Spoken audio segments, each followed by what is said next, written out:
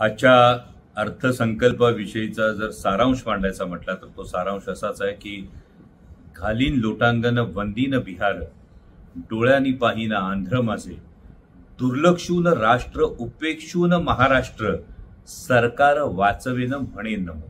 केवळ सरकार वाचवण्याची केविलवाणी धडपड आहे ज्या दोन कुबड्यांच्या आधारावर म्हणजे जेडीयू असेल किंवा टीडीपी असेल, या दोन पक्षांच्या ज्या काही मागण्या होत्या त्या पूर्ण करून, त्यांच्या मागण्या पूर्ण करून खैरात ही बिहार आणि आंध्र प्रदेशला देण्याचा हा प्रयत्न आहे. बिहारला आंध्र प्रदेशला निधी मिळतो याविषयी कोणालाही दुःख वाटण्याचं काही कारण नाही, परंतु त्याच वेळी जो महाराष्ट्र देशात सर्वाधिक महसूल देणारं राष्ट्र आहे त्या महाराष्ट्राच्या वाट्याला मात्र अक्षरशः तोंडाला पानं पुसलेली आहेत. आणि मग हा प्रश्न निर्माण होतो की जे ट्रिपल इंजिनचं सरकार महाराष्ट्रात आहे, जे वारंवार दिल्लीच्या वाऱ्या करत असतात, ते ट्रिपल इंजिन सरकार नेमकं काय करतंय? मग त्या ट्रिपल इंजिन सरकारचा या सरकारमध्ये काही भूमिका आहे असं आत्ताच्या एनडीए सरकारला वाटत नाही का? आणि जर वाटत असेल तर महाराष्ट्राच्या वाट्याला असं घसघशीत भरघोस दान का पडलं नाही याचं उत्तर खरं तर